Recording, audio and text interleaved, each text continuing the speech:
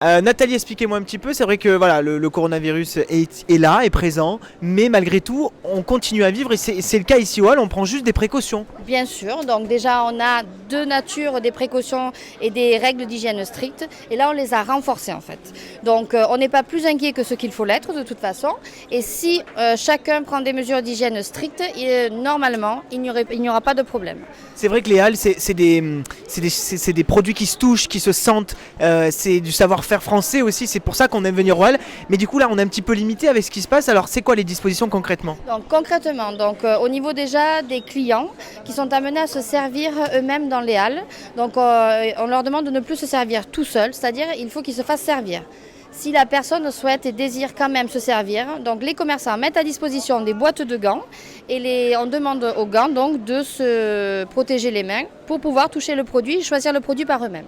Les portes aussi, les portes restent ouvertes afin d'éviter un peu les contacts. Hein. Étant donné qu'on a quand même pas mal de passages, donc on veut éviter la diffusion. Regardez, hop, en action directe. Monsieur Benoît, bonjour.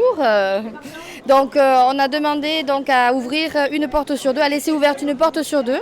Comme ça, en fait, il y a beaucoup moins de manipulation de la poignée parce que les gens vont pas arriver avec des gants. Donc au moins, les gens passent et n'ont pas à toucher des portes que des centaines de personnes touchent par jour. Dernière question, Nathalie. Vous êtes la représentante de ces commerçants ici au Hall. Il y en a près de 40.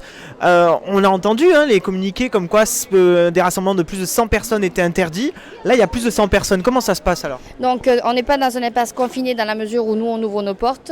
Même si on a plus de 100 personnes, on n'est pas une discothèque, on n'est pas un théâtre, on n'est pas un cinéma. Donc les commerces alimentaires, de toute façon, regardez en Italie ce qui se passe. Tout est fermé, sauf les commerces alimentaires. Les gens sont quand même respectueux des choses. Ils ne sont pas agglutinés les uns sur les autres. Il y a quand même de l'espace. On est quand même... Normalement, il ne devrait pas y avoir de soucis si tout le monde respecte les règles d'hygiène nécessaires et élémentaires. Voilà, Avignon se prépare, vous le voyez, à cette crise du coronavirus, tout en restant à juste titre et à juste mesure prudent, en respectant les mesures de sécurité, comme ici dans les commerces à Avignon.